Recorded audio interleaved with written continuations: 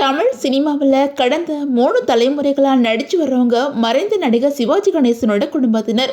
நடிகர் திலகம் சிவாஜி கணேசன், இளைய திலகம் பிரபு, அவரோட மகன் விக்ரம் பிரபு அப்படின்னு சொல்லிட்டு தொடர்ந்து தமிழ் சினிமாவில் இவங்க நடிகர்களாக ஜொலிச்சுக்கிட்டு இருக்காங்க.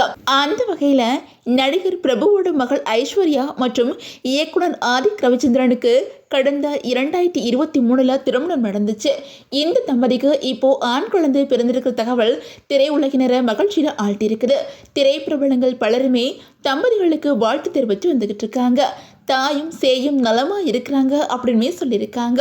அது மட்டும் இல்லாம நடிகர் விக்ரம் பிரபு தாய் மாமா ஆக்கிட்டாங்க, இனி மாப்பிள்ளை தூக்கிக்கிட்டு உலகம் முழுக்க சுத்த போறாங்க அப்படின்னு சொல்லிட்டு பதிவிட்டு வந்துகிட்டு இருக்காங்க. அந்த வகையில நடிகர் பிரபுவோட மகள் ஐஸ்வர்யா மற்றும் இயக்குனர் ஆதிக் ரவிச்சந்திரன் இவங்களுக்கு கடந்த 2023 திருமணம் நடந்துச்சு.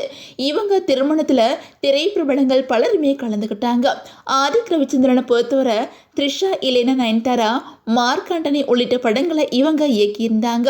இவரோட இயக்கத்துல கடைசியா வெளியான படம் அஜித் நடிப்புல உருவாகி ரசிகர்கள் மத்தியில மிகப்பெரிய வெற்றியையும் வரவேற்பையும் பெற்ற படமான குட் பை டக்லி படம் தான். இந்த படத்துல தன்னோட மாமனார் பிரபுவை ஒரு கதாபாத்திரத்தை நடிக்க வச்சிருந்தாங்க. இந்த படத்துக்கு அப்புறம் அஜித்தோட 64வது படத்தையும் ஆதிக் ரவிச்சந்திரன் தான் இயக்க இருக்கிறாங்க அப்படிங்கிற தகவலுமே அதிகாரப்பூர்வமாக வெளியாகி இருக்குது. ஆதிக் ரவிச்சந்திரன் படத்தோட ஷூட்டிங்கை சீக்கிரமா தொடங்கிடுவோம் அப்படின்னு சொல்லிட்டு செய்தியாளர்களை சந்திக்கும் போது தெரிவித்து வந்துகிட்டு இருக்காங்க. இதனால ரசிகர்களும் ரொம்ப ஆவலோட காத்துக்கிட்டு இருக்கிறாங்க. அதே நேரம் அஜித் கார் பந்தயங்களில் ரொம்ப பிஸியாக ஈடுபட்டு வந்தனால அஜித் கூட ஆதிக் ரவிச்சந்திரன் பல கார் பந்தய போட்டிகளில் அவங்க இருக்கிறாங்க.